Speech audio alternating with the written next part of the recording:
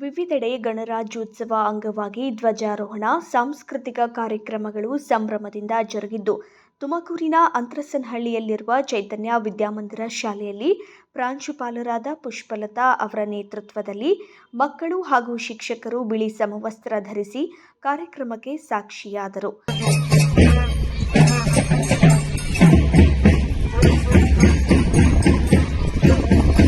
77ನೇ ವರ್ಷದ ಗಣರಾಜ್ಯೋತ್ಸವ ಕೇವಲ ಆಚರಣೆಗೆ ಸೀಮಿತವಾಗಿರುವುದರಲ್ಲಿ ಅರ್ಥವಿಲ್ಲ.